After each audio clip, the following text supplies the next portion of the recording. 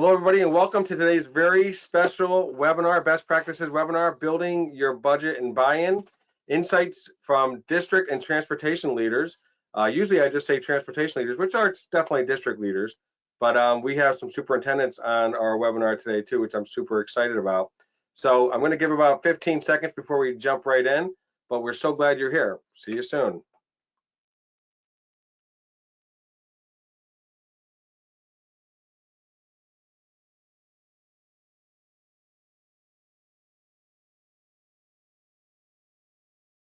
All right.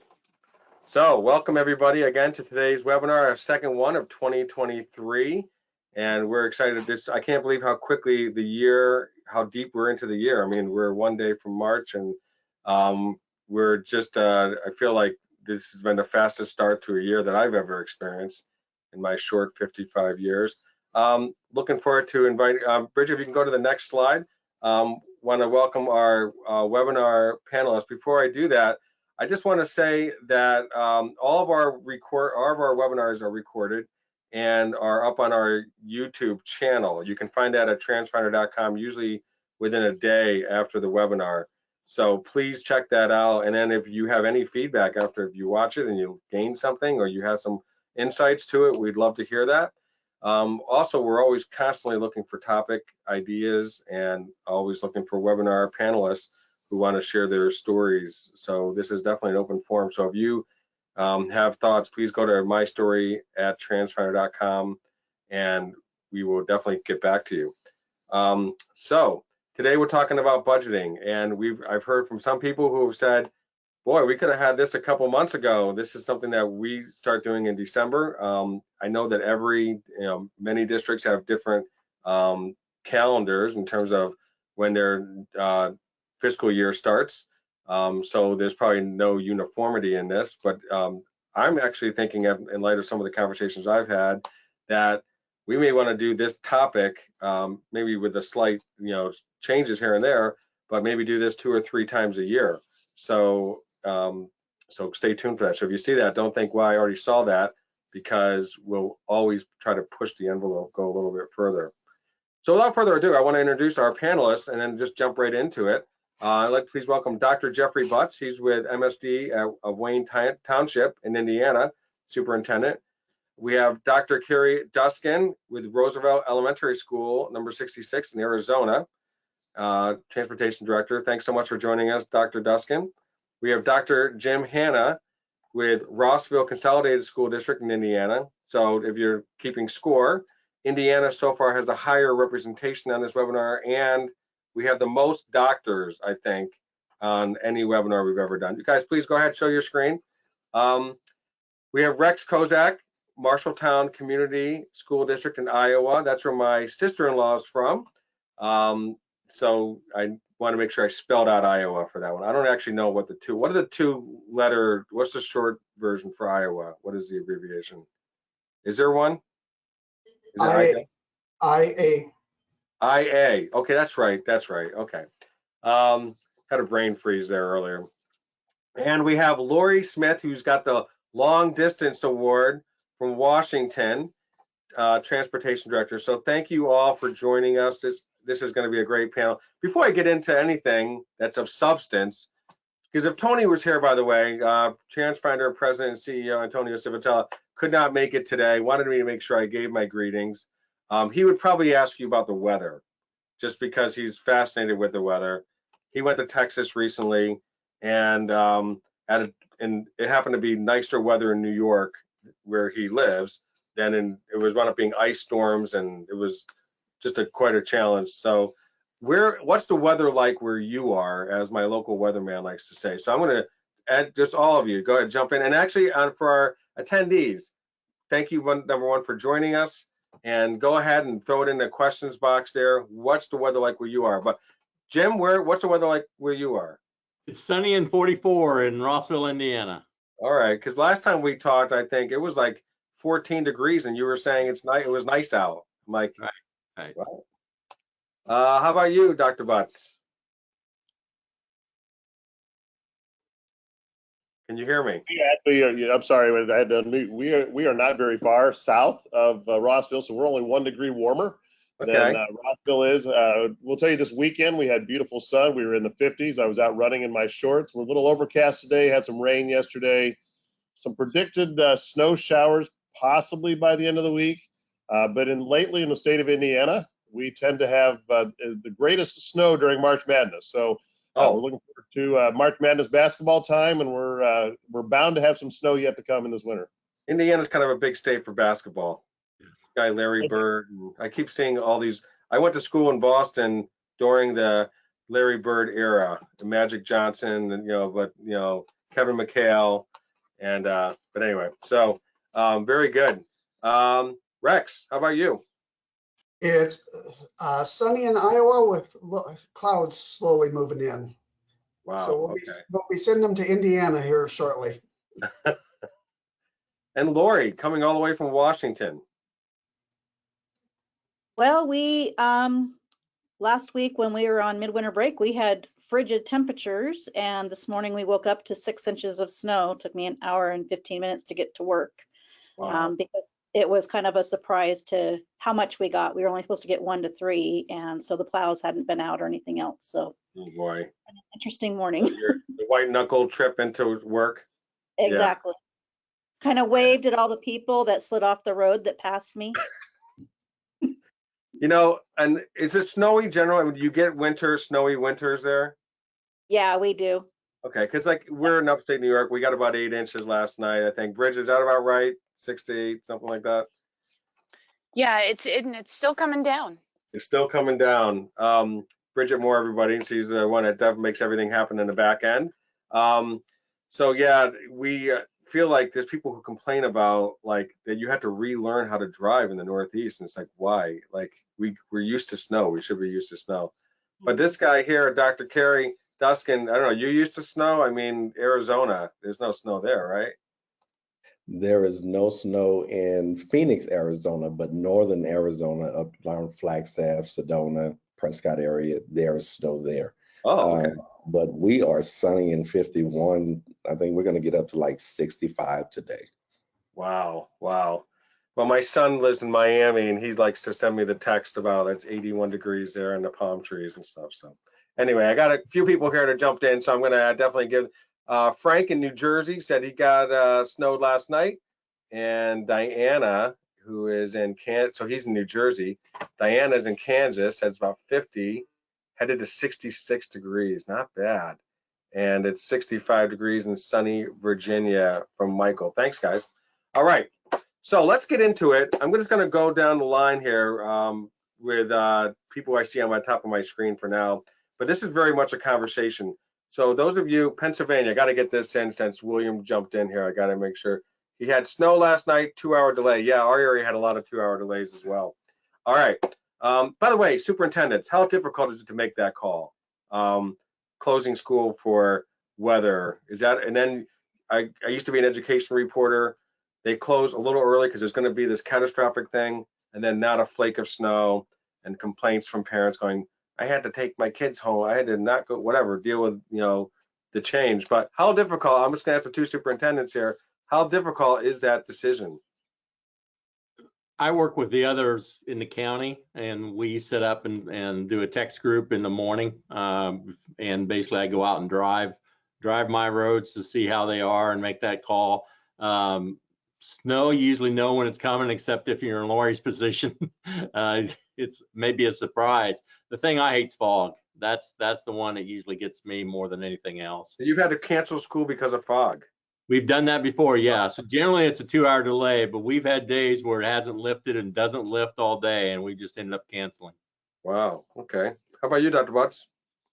We're in a different situation than Dr. Hanna is. We don't have any rural roads. I'm in Indianapolis, Indiana, one of 11 school districts here in the Indianapolis area, and so we don't experience fog. At least we've not in my 20 years here. And I only have 37.5 square miles of roadway that I'm dealing with. I am close to the airport, so I do get really accurate weather information from the airport weather towers, but we typically don't get some of the same, even from my contiguous districts that have more rural roads. But it is one of the hardest decisions, and I will tell you, We have very clear guidelines, but when it comes to precipitation, I'm one of those superintendents that always wants to see it on the ground first. So we don't do a whole lot of calls in advance the night before, unless it's temperature. Temperature is usually pretty accurate, especially when we're talking about wind chills and ambient temperature. But when it comes to snow and rain and ice, I like to wait and like Dr. Hanna, be out on the road and see it myself and make the determination that morning. Wow. Wow. One of my attendees there said to you, Dr. Butts, 37 and a half square miles of roads. He goes, I've got a massive 6 miles of square miles. LOL. I think that's laugh out loud. I don't know what the kids say today. Thank you. I've been in school districts where there's been 400 square miles, and I was with a superintendent actually from Arizona just last week. I think he said he had several thousand square miles. Wow. Wow. It's a very, very large district land-wise. And he's in Indiana actually, so that's Jay. All right, Jay Squibb. I might have to say, is it okay if I say your name, Jay? I hope so. I just threw it out there. I don't know if you guys know him at all because he's in your neck of the woods. All right, I'm going to start with Dr. Duskin. Can I call you guys by your first name, or is that okay? If I don't want to get in trouble, go to the principal's office. Because I feel kind of bad when I'm just Rick. I wanted to have Dr. Rick, but okay. So I'm going to start with Kerry. If you could just tell us a little bit about you, but also your role there, and then a little bit about your district, and then we're going to literally get into the budget. So I know we're a little in, but it's good to warm things up a little bit. Tell us a little bit about what you do in your district. I can't hear you. Sorry. Unmuted now. You're good. I am at the Roosevelt School District here in Phoenix, Arizona. I've been at this district here 6 years. We are a predominantly Title I school district here, and running somewhere currently transporting almost about 3,000 kids. And we have a total of like 7,000 to 8,000 in our district right now. And what does Title I mean? Title I is low income district. Okay. Is that federal? It's all federal funded. We are totally federal funded. So all of our, basically in layman's terms, all of our kids eat free lunch. So we don't have like a free lunch, reduced lunch. Okay, got it. Everybody is free lunch in our district. I learn something new every day, but there might be one person out there goes, oh, that's happy that I asked that question. So, Lorri, tell us a little bit about you and your role there, as well as your district. Well, I'm in a little corner, almost to the Idaho border with East Valley School District, and I'm the transportation director here. I've been here since 2010, but I've been in the industry for just about 30 years now, kind of putting my age out there. And we have about 100 square miles, and we transport about half of our kids, and we run right around 3,000 to 3,100. And we have both urban and rural. We have routes that go up into the hills and around lakes, and we have routes that just go into your average neighborhoods. So we've got a little bit of everything here with a smaller district. Great, great. That's a lot of different challenges. We've had stuff where I've had one district that I interviewed where he had beach and mountains and forest, actually, all within his unique challenges. Okay, well, welcome, Rex. Tell us a little bit about yourself as well as your district. Rex Kozak. I'm Marshalltown School District in the center of Iowa. We transport roughly 1,700 students. We run a fleet of about 42 buses. I've been in this position for 5 years. I'm a retired principal, teacher, coach, so I've seen both sides of the aisle and understand both aspects very well of what needs to happen in transportation. That's great. So you have provide a nice, unique perspective for us. So please don't be shy. Jeff, welcome. Tell us a little bit about your role and also your district. Sure. I'm Jeff Butts, Superintendent of the Metropolitan School District, Wayne Township. If you're familiar with Indianapolis, you actually land in our district in the International Airport, Indianapolis International Airport, but you get out in another school district, Decatur Township, to our south. So we split the airport here on the west side of Indianapolis. I mentioned 37 and a half square miles. We're down to 16,000 children. After the pandemic, we hit a high of 17,000 just prior to that. We transport about 12,000 of those students on a daily basis. Run a 3-tier busing system, 150 buses with about 120 routes. Of course, McKinney-Vento transportation and special education transportation and some of the specialized transportation will utilize some of our activity in smaller buses. We run predominantly a propane fleet at this point. We're about 80% propane, working our way up to a little over 90%. We can talk about that also a little bit. We have yet to electrify our fleet.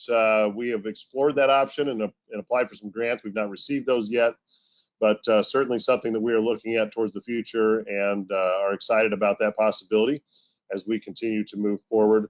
Of those 16,000 children, about 75% qualify for assistance, similar to what Kerry was explaining. We are a community eligibility district, so our children do eat free breakfast, lunch, and dinner. And then about 71% of our children are considered children of color, and about 30% do have some type of service either through our language assistance program or through our Office of Special Services. We are a wonderfully diverse school district on the west side of Indianapolis. And as I share often with our drivers and our transportation personnel, they're one of the most critical employee groups in our organization. They greet our students first thing, and they're the last ones to send them off on their way home. And that nobody else can do our job without them getting our children safely to and from school. So I think there's a lot of people watching this who say, I hope my superintendent feels the same way. That you know, if you can't get the kids to the school, then what else? You know, there's no school. So very good. And Jim, close us up here. Good morning, Jim Hanna, Superintendent for Rossville Consolidated School District, Rossville, Indiana. We're just outside of Lafayette, about an hour north of Indianapolis. This is my 23rd year as superintendent here, which is a little bit unusual. The district is a small rural district. They have 2 townships in Clinton County, 2 township in Carroll County, and we run a fleet of 9 buses, 9 routes. I have 20 buses total, several activity buses, great group of drivers. I also do all the routing, evaluate drivers myself, and so it's a little different hat. So the summer when we're talking about budgeting and also routing, it gets pretty busy. Yeah, you have a very, just kind of like Rex, you know, you have a very unique perspective. You can't complain to the transportation director because you are the transportation director. You know, you have. As I say, that superintendent of mine is a jerk. So, and people don't know, they don't know. So. So tell me a little bit about, you know, the process itself. How soon do you begin? It may be different for the superintendent side of the equation versus the transportation side of the equation. I'm going to kind of leave it open. You all, I want you to hear from all of you, but not to feel, I don't like to go to webinars or when I go to seminars where everybody feels like they have to stay in this order. So I'm going to throw it out there for starters. Who wants to bite this apple? Just how's the process start for you? What's your first order of business in terms of prioritizing timelines, any of that? Give me a sense of when you're starting this process. So here at Roosevelt, we start the process next month, actually March, which is new for us. This will be our 2nd year because in the past, our business department used to issue the budgets to us, and we had to go off what they do. So within the last 2 years, they have opened up to all departments and campuses, and they now allow us to input the numbers that we need for our budget. Then we go back and we have what we call a budget meeting with everybody, all parties involved, and we discuss the different accounts that we're putting monies into, and then they'll let us know, okay, yeah, that's good, we'll accept that, or we won't accept that. If they want us to change something in the budget, we'll make those adjustments right then. But for the most part, it's worked out much better for us, allowing us to go in and say, I need to allocate more funds to this area versus them giving us a budget and telling us you can only spend this amount of money in each area. So letting us choose the areas where we know we need the most funds has worked out great in our area. So is it voted on by the community, or how's it actually passed? So once the budget, the departments have come up with their budgets, then there's a general budget meeting with our finance department and our exec team. And then we present the budget to our governing board, and the governing board approves the budget that's submitted to them for the first year. Okay, because in New York, it's voted on by the community. So there's a community vote, but that's not the case for you.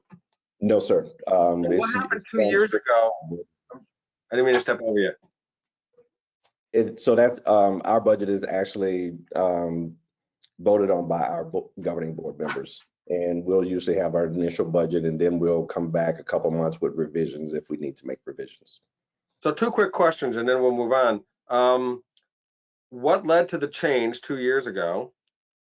And how do you then, now that you have a little more voice to say what you need, I guess we'll save that question for later, because I want to get to how do you decide what to prioritize. But what made that change? What happened 2 years ago?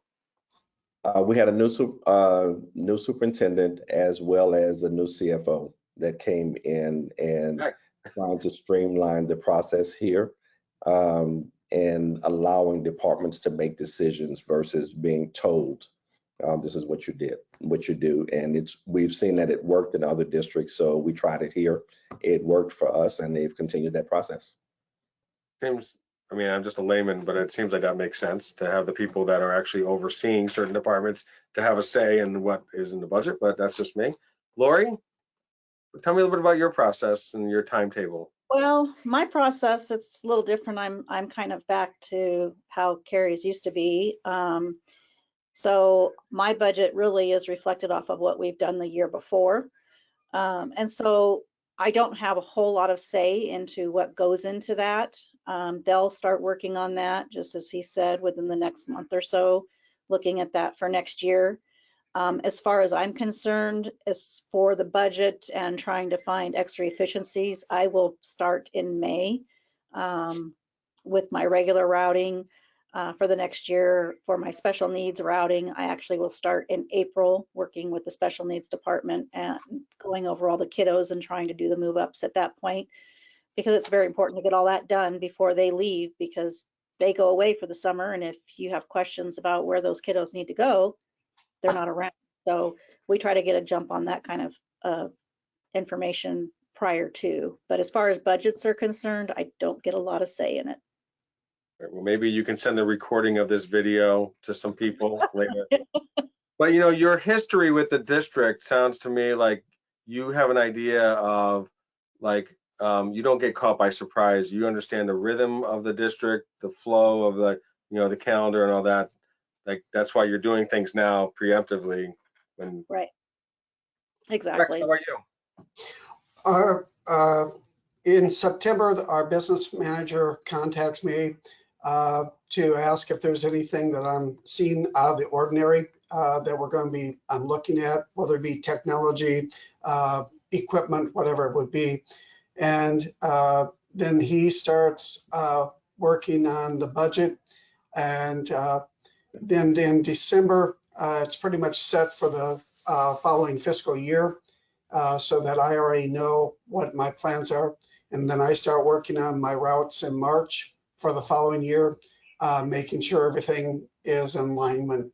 So we work closely together and a lot of communications starting in September, projecting what our needs would be. And September is key for us because the school year started, and we can be looking at what are our enrollments is starting to be, and we can start projecting what could be the changes for the following year. Very good. That's great. Jeff.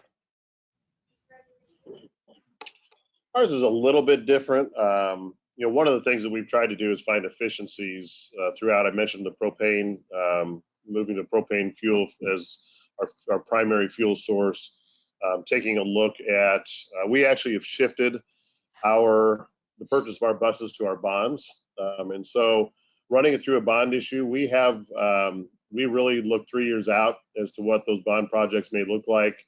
And so we've already budgeted in our buses for the next 3 years. There's some tweaks that go on, of course, and we've seen the cost of buses increase in the last year.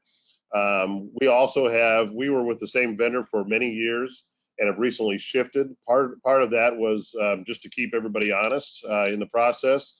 But also we received feedback from our drivers that there were some components in the previous version or the previous bus vendor that we utilized that they preferred to be different, mostly in the driver cabin. And so that was an area that we made some shifts in looking at what was going to be best for our drivers, for their comfort and for the safety of our buses as they're transporting our students around our small area. The other thing that we have looked at when we've been budgeting is trying to purchase additional parts when we do buy buses, so that we have those on hand. Parts and obviously maintenance are a huge cost when we're looking at operating our transportation department. Propane has allowed us to reduce our maintenance costs because they are much cleaner burning and much easier to maintain. We've also been very intentional. For many years, we did not purchase buses out of bonds. We actually purchased them out of operations. In Indiana, we have a circuit breaker impact, which is a tax cap that has been in place, and we're heavily impacted by that in our area because of our property values. And so we fell behind in the purchase of our buses, and we're not keeping up with turning over our fleet, which then meant that we had to go through state police inspections twice a year instead of once a year for many of our buses because they were aging. We had an aging fleet. So required more time for our mechanics, more time for drivers to prep those buses and to go through the inspection process.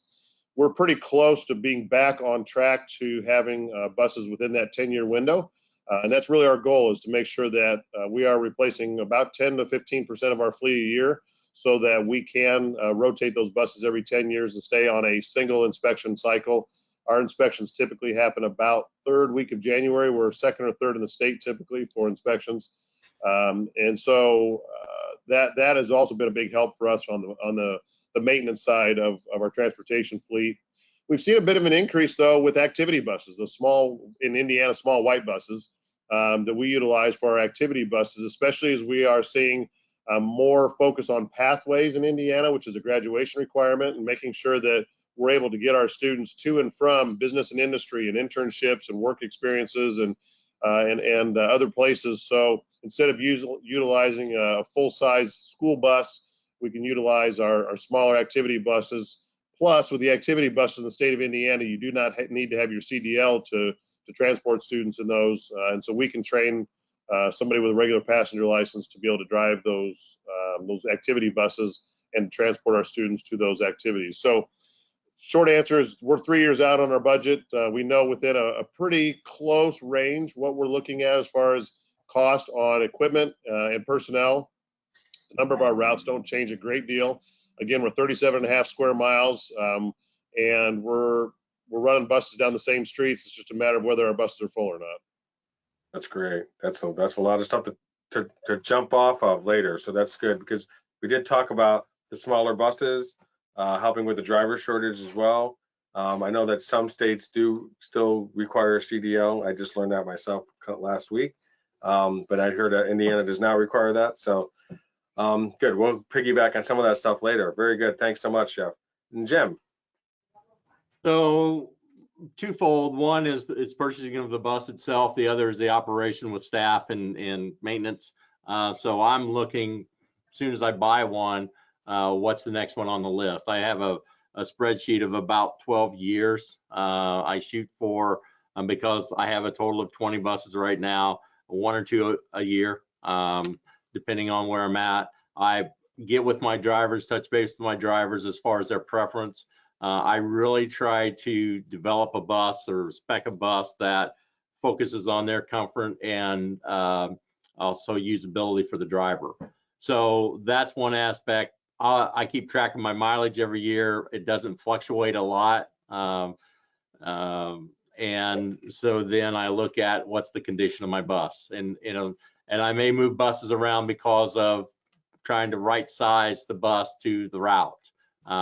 So about a year ago, 2 years ago, we cut a route because I didn't have enough kids on the bus to justify it. So that helped me financially.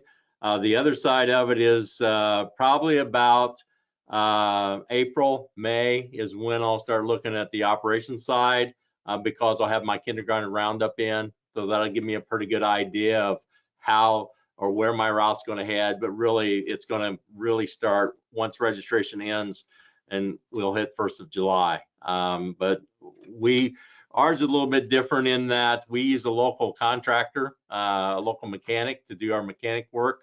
And that has been phenomenal as far as the cost savings. I don't pay for his insurance. I just pay for the pieces and parts as far as doing the upkeep of the bus. And again, I have really good drivers and maintenance people.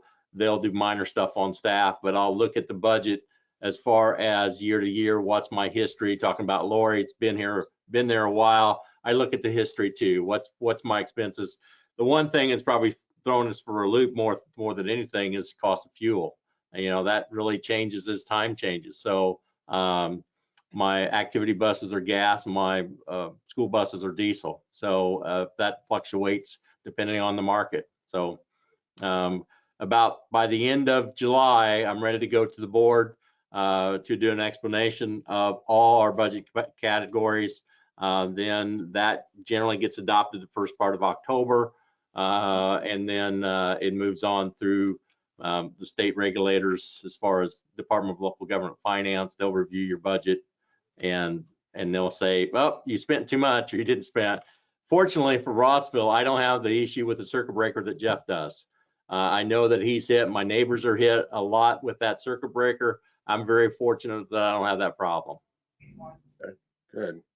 Anybody have anything they want to add before I want to take a poll question, but did anything go? Oh, I wanted to add something. Okay. The reporter, I used to be a reporter, and I remember just sometimes just hearing something, they might jigger something in there in someone's mind. So, okay, Bridget, throw up the poll if you don't mind. I try to get a sense from the attendees when they start their budget process. So when do you start building your budget for the following school year? A year before the budget vote? Now, Jeff said 3 years, so there's a whole cycle, but I know this is kind of a limiting thing here, but a year before the budget vote, 6 months before the budget vote, less than 6 months before the budget vote. So if you want to say a year before or even longer term, you can pick it for that. And while we're letting people vote that way, I want to talk about presenting your wants/needs. We talked a little bit about this yesterday during our dry run. And so just our panelists could be thinking about that. Bridget, do you have enough for results here you can share with us? Sure, yep, I'll close it right now. Here we go. So 46% start planning 6 months before the budget vote, 38% or at 6 months, and 38% are less than 6 months, and 15% are planning a year before the budget vote. Okay, great, great, super. Okay, so I want to talk about getting what you want. I mean, at the end of the day, you know, you have an idea of what you're, you know, what you need. And so we talked about buses. That's obviously a huge ticket item. I'm also thinking about, and you know, technology can be a huge ticket item too, or bigger, not as big as a bus, I don't think, in general. But how do you? We talked a lot about relationships. We talked a lot about, you know, avoiding surprises and that kind of thing. So I'm just going to open this up about, number one, how you prioritize what you need when you know this is the right time to make this purchase. Like, I want to upgrade my software. We have a certain routing software, then there's time to do an upgrade. Is there a magic time to, you know, it's like when you ask dad for the car keys, you know, don't ask him when you can tell he's had a bad day at work. I'm going to wait until, you know, is there a good time, bad time, any insights on that? But just, you know, presenting your budget to the people that are going to be making those decisions. I'm going to start with you, Lorri, because you are in a different situation right now. And so how do you deal with what your scenario is? You still try to push, I'm assuming. What's that? You probably still have to push a little bit when you say, no, we really do need this. I do, but I also have, they're very open, superintendent and my CFO, very open to the items that we may need versus want.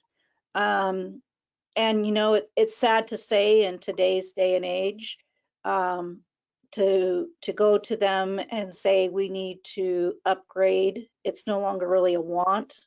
We need to upgrade our camera systems, or we need to go to this routing system, because parents are wanting to know more and more where their kids are. And it's no longer just send Johnny out to the bus stop and he's going to get to school and we don't worry about it. And then if that technology doesn't work, then that's another issue. So if I can justify the reasoning and what is going to come out of that and how it's going to be a benefit to families and to students, then if the monies are there, then they typically will let me press forward. Okay, somebody else want to jump in on that? Preparing your pitch. If I could. Yes, please.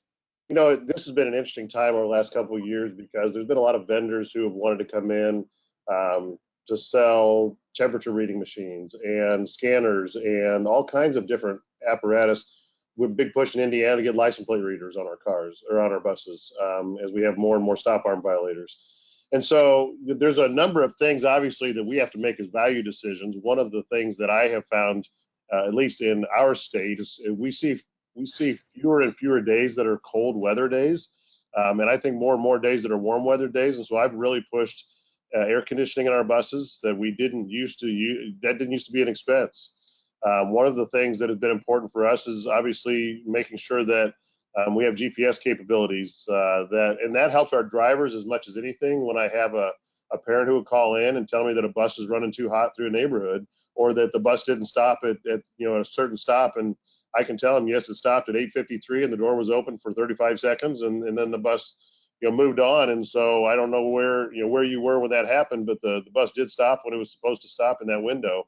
The software utilized for parents to be able to find and to be able to track our buses. And one of the things we just presented on this last night to the board that we are currently piloting that I think is phenomenal is our electronic routing software that can help a sub driver know where to turn, where to stop, instead of having to have a printout of the route and looking at that route. And what I didn't share is I drove a school bus when I was during my first principalship.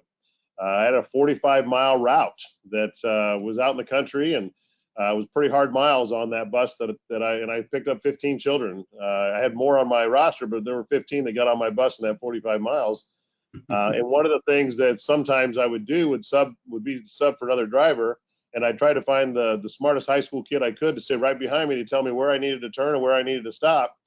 And so we're trying to get around that as we have our bus driver shortages and have people, that are our mechanics, our routing specialists, our transportation director, sub drivers that are trying to run our routes before and after school.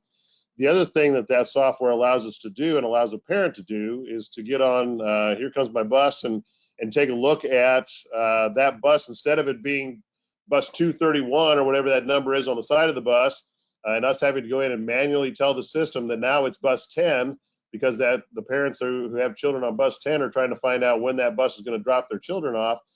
That bus will automatically, because we are running that route on the software, will automatically tell the system that it's now bus 10. It should be recognized as bus 10, and parents can track that bus as it's going through our community. So those are things that are important to me as superintendent. Those are things that I meet with my assistant superintendent for finance and my director of transportation and say, these are the things that we need to make sure are on our buses. I'm a proponent for tinted windows. Again, I think it's more efficient and more comfortable for our children. And so those are just a few things that I really push when looking at the overall budget for the speccing of the bus itself. And then lastly, we try to work with our vendor, at least we have for several years. And when they do a spec bus to take around to different conventions and shows, we ask that it be our bus that they're specking out so that we can buy that at the end of the convention season and get it a little bit cheaper. Very good. That's awesome. I got some things I want to say, but I don't want to steal anybody else's thunder. Anybody else's thoughts on going before, making your pitch? What goes into your process so that you're making a very strong argument? Go ahead. But the key is open communication with the superintendent, the CFO, and the technology. No matter which way you're going to go, they have to be in the conversation. If they're not, and you're out there looking at things and they don't know about it, you're butting your head up against the wall. So whether you're looking at cameras, software, whatever, because if it's technology, the technology department is going to play some role in that, and they better be on the ground floor versus 8 paces removed from it. Even if they just know about it and they just said, let me know when you get closer. And the other thing is, as Jeff said, comparing. I mean, it's a key when you're doing your budget is looking at what else is out there. Don't, just because it's been your vendor year in or year out, or you took over and it's been the vendor, you got to get smart in this game and look at what else is out there and how does it improve for kids. And the bottom line is, when you're presenting it to anybody, whether it be a board, the superintendent, it's all about the kids. What is going to make that student's journey better? I'm looking at the student ridership, the Z cards, where they get on and get off. So, did they get on? Didn't they get off? Because we've all been there where students been placed in a bus and no one knows, because the driver doesn't know the kids or whatever, and we're searching for them. So look at it when you're doing your budget. Look at the impact it's going to have on the students. And no board, no superintendent are going to say no to something that's going to have a positive impact on that community and on that ride. And I'm like Jeff also, I'm all of a sudden looking at air conditioning on buses. In Iowa, we have to have seat belts. So I went from the 39-inch bench seat to the 36, give a wider aisle, because they carry bigger bags and bigger book bags trying to get down that aisle. So every one of our buses that are bought has to have seat belts on. So that increases your cost. And the size of our kids, look at them, because you can't get 3 to a seat anymore. Be realistic about it. Most of those seats anymore are 2-person, except even in some of your little ones, they're getting bigger and stuff. So there's a lot that goes into when you're looking at your purchases, no matter what it is, you have to have that good relationship with the technology, the business, and the superintendent, because ultimately the superintendent's going to convince the board. Before you ever get there, the board's going to have a good idea of what you're coming for. You want in the business world, they use like the internal champion. So you want your superintendent to be your internal, your champion who's going to be advocating. Yeah, he or she has to be, because the board is looking for them to be their leader. And what direction are we going? And looking at them, is the student safety secure? And that superintendent has to stand there and be the champion for the buildings as well as the transportation. I like it when you talk about, there's a couple of things. The idea of bringing it back to the student. You make a really good point. It's hard to say no when you're talking about the safety, and just the experience for the student. You bring it back down. That's the baseline. Kerry or Jim, anything you guys want to add as well in terms of making your case? I mean, obviously, Jim, you're the transportation supervisor, convincing the superintendent, wearing 2 different hats, but right. You got to still go to the board. So just, what both of you guys to jump in on your process. Mine's a little different. Mine's a little different because I do wear both hats, but I'm also, and as Rex and Jeff and everybody else said, look out what's best for the kids, in that there may be a new piece of technology or something that comes out. I'm not one to totally 100% jump on board right away. I was cautious switching from Pro to Plus, kind of waited around and waited to see how well it rolled out. Really glad that I did, because it was a good product, a good switch, saving me time, also being able to do my routes easier. And the GPS has been phenomenal, where myself and another district share a road. Person called in and said, your bus took out my mailbox. I go, wait a minute. I checked with my driver, looked at my GPS, called the neighboring district. They said, did you guys hit a mailbox this morning? He said, yeah, we did. So I called the person back and said, it's not me, it's them. So yeah, so it helps. That technology that's there helps. Very good. Kerry. And so the same here, you know, the GPS tracking, it works wonders, you know, especially when you have those parents that are adamant that the bus never came, and it's more so with your special needs students. And then you can pull up, and I've even had parents challenge me, like, there's no way possible that bus came here. Well, ma'am, GPS doesn't really lie, you know, and so, you know, they'll argue the point. But as far as the budgeting aspect, if we're planning to upgrade or anything of any of our systems, we put it in our budget going forward. So when the whole budget goes to the board, all of that's already included. So when we get ready to go to that point, we have the funds allocated, and we just then at that point go in. If we stay under a certain dollar amount, we don't have to necessarily get board approval. You said Staying under $100,000, is that right, Kerry? Is that what you said yesterday? Yeah, I think it's. So everybody's probably different, but you have a certain threshold that if you're gonna peek across that surface, then you're gonna be inviting kind of more pushback, maybe. Yes, you know, so if we know we're going to be over that, we definitely put it in our budget so that it can be discussed when they actually present the budget to the board. If we're going to do any upgrades, we were fortunate here because I heard Lorri talking about camera systems on their buses and upgrading cameras. When I got here 6 years ago, our fleet, we really needed new buses. And as Jeff mentioned, we purchased all of our buses through bond. So it's saved us, instead of adding that in my M&O budget, the bond budget actually covered buses. So we started buying new buses 6 years ago when I got here. And that's how we were able to upgrade our camera systems, because we got new camera systems into the new buses. So we factored all of that into the costs. That way we didn't have to go out and change all of our buses. Okay, I got a question I'm going to read. Before I do, I just want to give my 2 cents worth on a couple of things. One is, and Jeff, all of you actually, Jeff, Jim, you did this. The power of I believe, I'm a former reporter, so I do believe in the power of the story. So you shared some specific things. You talked about your own experience as a driver. You also talked about, you know, the parent who said, you missed my house, and you go, no, we have the data to show that.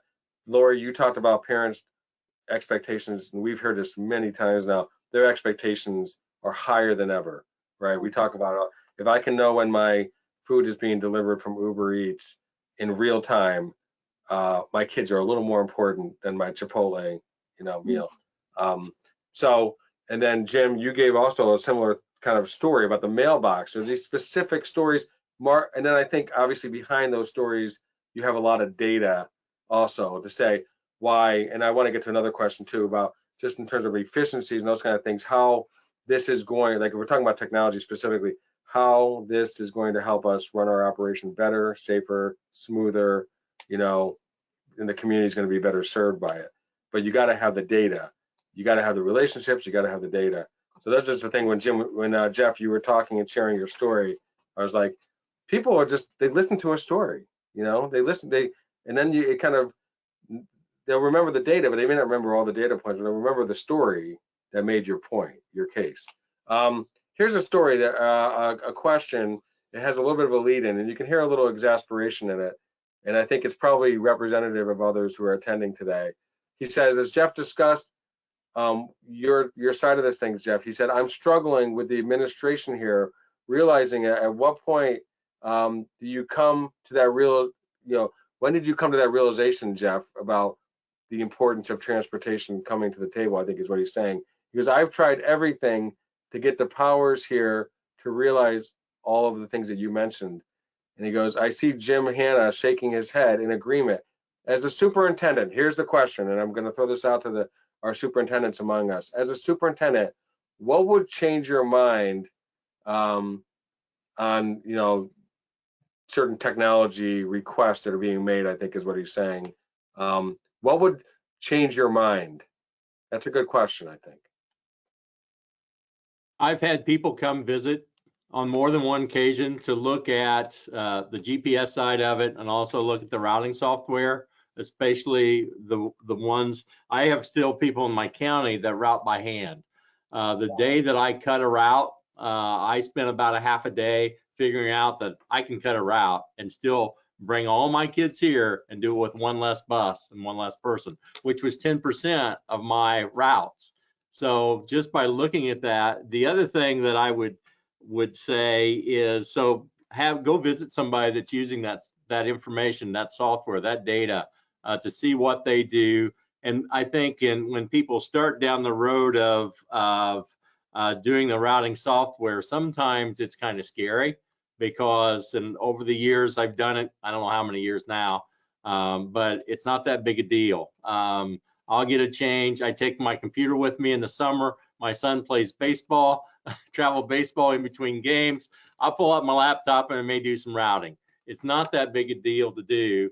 And even though we only probably transport 680 kids, I touch everybody's data as it comes in. So that's one thing. The other thing is, I'll go years back. I used to volunteer for an ambulance service, and one of the things that the director did when they wanted a new ambulance, they took the board out in the worst old ambulance they had. So you might suggest they're taking them out for a bus ride and take them and compare the two different. This is a new bus. The one that has like really bad shocks, right? Really bad. Well, just the difference between a new bus and the old bus, it's night and day. So that's good. I like that. I like that. How about you, Jeff? What could change your mind? You know, just leave it at that. What could change your mind? Yeah, you have a feeling on saying no to something, and then I think one of the things that in our organization that is critical is when somebody brings a recommendation or suggestion, that one, there's strong data behind it, but two, they have to demonstrate the return on investment. What is it that this investment is going to do to improve the quality for our drivers, for our children, for our community, for our families? There are a few things, and we've had a couple years where we've had some rough starts due to routing issues. And that's what I spend the majority of my day doing, is answering parent phone calls, because the children never got picked up, never got to school, never got home, et cetera. And there are very few things that I enjoy less than having to deal with transportation issues for the first 2 weeks of school, because that's supposed to be my downtime. Everybody's supposed to be happy with school at that point. And so when they're complaining about transportation, then that makes me unhappy. When I'm unhappy, then things are bad. So I think that's a huge issue for us. I will also say that the person that posed the question must be doing an absolutely phenomenal job, because the superintendent has been able to say it's already working. Why do we need to change? And not that that's a bad thing. It's a great thing, and congratulations to that department and to that staff. But we've had in the last year or so districts in our area, actually between myself and Jim, that have actually had to close school because they can't transport children. They've not had enough drivers. They've not had, the equipment, whatever's going on has been a problem for them. And so they're blowing leaves outside my window here if you hear the blower. So I think that has also been a critical piece for us. As I mentioned before, if we can't get our kids to school, we can't educate them. And when those school districts have had to close because of transportation concerns, that means there's a whole lot of things that are supposed to be happening that aren't because of an issue with transportation. That gets the attention of the school board. That gets the attention of the superintendent. Not that I'm suggesting that you do anything to intentionally negatively impact the transportation of your children in your district, but when there are problems, that is a call to action for to share like how this could have been mitigated if we had done X. Not to be I told you so kind of thing, but hey, if we had this. But by the way, when you said congratulations, you're doing a great job, the person responded exactly in all caps. So you nailed it. That is, the superintendent mind there. So one thing I would add to that too is to get the buy-in from the powers to be, and it's a really good idea to have the superintendent and the CFO and HR and all those folks. I've really gotten them involved in our department. They will come out and just sit in the lounge and talk with the drivers and hear, from them, from their standpoint of view, what they need and what will make them provide a better service to those kids. Have them ride along on a route. Yeah, the driver's probably going to drive a little different and the kids are going to be quieter because there's an extra adult on there, but you're still going to get a good firsthand view of what's going on out there day to day. And once they have a better understanding, because as all of you know, people that aren't in transportation don't really get all that goes into a day of planning what we do here and how many things can change and how quickly they can change. So if they spend time out in the department, they get a better view of that. Lorri, you made me think of something. When I was a reporter for a business paper, I had an editor that was a little jaded and thought I was a little too excited about this. It was a college that was doing technology stuff, and so he decided to go on a tour. He came back more excited than me. He had a different perspective all of a sudden. He's like, oh, now I know why you come back to my desk and share all this stuff, because he was like, Rick, so just giving people a different perspective. You talk about these silos sometimes we talk about, and how do you break through some of those? Jeff, you did it early on in your career by driving a bus. I mean, that very early you got that perspective. Well, and I wanted to piggyback, if I could, off of what Lorri had shared. If you can get your superintendent behind the wheel of a bus over the summer, take him out to a great big parking lot somewhere. My bus was a manual transmission bus, and that's taken it to the next level. We don't have any of those in our district anymore, but you want to get somebody to gain a better understanding to even just an empty bus, but take them out, let them drive around the parking lot with one of your full-size buses, and just get a sense of what it's like to try to make corners and to just try to handle that massive equipment. Right. I was able to get our HR person to get their CDL and sub drive for us. And that's made a huge difference up in the central office when HR goes out on the route. Because she relays, the other day when we had the ice storm, she relayed to the superintendent about everything going on through that ice storm and the transition the drivers were going through. And a huge difference and impact it makes about him quickly email me, what else do we need to make things better? Rex, when I moved from Illinois to Indiana, one of the things they asked me is if I wanted to keep my chauffeur's license, and I said absolutely not. Take it off of there. I never want to legally be able to drive a school bus again. So you want that excuse. I still have mine, and I do extracurricular, but I will not do a route. I applaud you for doing that. That's more stressful than anything else I've ever done. Well, and to round back on that, it's if you do have them come out and spend time, it's really a win-win because they do get to see that firsthand, but it also makes the staff feel that, like Jeff said earlier, how important they are. It lets them know that they are important. I mean, our superintendent comes out once a year and makes breakfast for our drivers. And boy, howdy, when we change superintendents, that's the first thing I tell them. You better come out and make breakfast for my drivers once a year, or you're gonna play havoc. So that's important to them. Quick things. Steve suggests have your superintendent cover the phones and radio during route time. That also works. Dennis, we're going to be running. I don't want to run over. I know that we have a hard stop. But Dennis wanted to know about driver shortage. We're going to come back to that because that obviously impacts your budget as well. So we will revisit that next month. I'll just put myself on the hook for that. And William, you also asked about that you're seeing an increase in special ed requests. They're increasing at a rapid rate, and our fleet is no longer designed to meet our needs for growing special ed needs. Leaves our budget tight, trying to adjust and outsource. Does that resonate with you guys as well? Can you give is there a quick answer to how do you adjust for that? No, there's not. No, there's not. And the thing that I found out, I bought a small bus, a 14-passenger size school bus. Well, the problem is when you run into CDL is it's got to weigh under 26,000 pounds, or you have to go to CDL. Well, by the time you put the seat or the lift in it, you're probably over that weight. So there goes your issue as far as utilizing that non-CDL driver for that type of bus. Okay.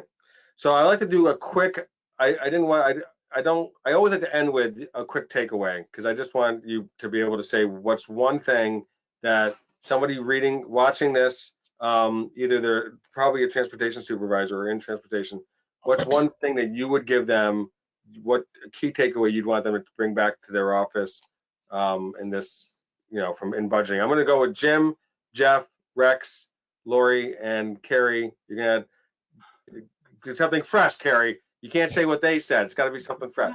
So starting with you, Jim. Get the right people on board, whether it be on your bus and in line, and provide them the data necessary to make the appropriate decisions. Very good. Jeff. Jim, I thought you were gonna have a great fun. Get the right people on the bus, right? Yeah. Same thing I started with. I think the key is to help people to understand how important the bus driver's role is for everybody else to do their job to get our children to and from school safely.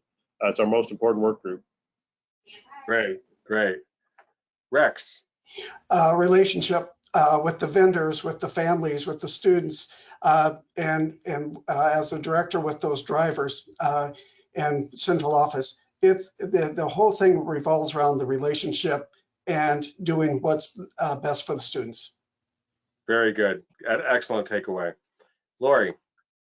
I would say communicate, buy-in from not only your top folks, but your drivers before you try to institute anything. And just, one day at a time, and a lot of creativity. Very good. Yeah, you definitely have to be creative. And Kerry. So I would say don't be afraid to have the conversation for using outside vendors, especially with the driver shortage. I use outside vendors to help me a whole lot with special needs students and with my McKinney-Vento students. So that's a conversation that you can have. It's going to impact your budget a little bit, but it's going to also help relieve some of the stress on your drivers. Great. I just want to thank you all for your time and your insights. I really love the webinar. I probably would do it if it was just me and the five of you, because I just love the conversations. I always learn so much. Tony Civitella's big thing, and if you ever hear him ever talk anywhere, he will always say, if you can learn just one thing, from whatever that may be, one takeaway. That's why I always want to end with a takeaway, because each one of you said something, I'm sure, that resonated, probably many things. So I just want to thank you for your time and your insights and your wisdom and your transparency. I wanted to tell attendees quickly, if you have a story, something that's worked for you, or something, a hard lesson learned, those are always tough, but they're valuable. Please send it to mystory@transfinder.com. I promise you, I probably will call you and ask you if you want to be on a webinar, because we like to hear true stories. Bridget, you can go to the next slide real quick. Just mark your calendars, March 23rd. Very open topic here, changes. I think there's a lot of changes going on. We talked about EV earlier today, and there's other types of changes, so that kind of gives me a lot of wiggle room to come up with some discussion points. But I just want to thank everybody again for joining us today. Hope you have a great rest of your day. See you next month. Yeah.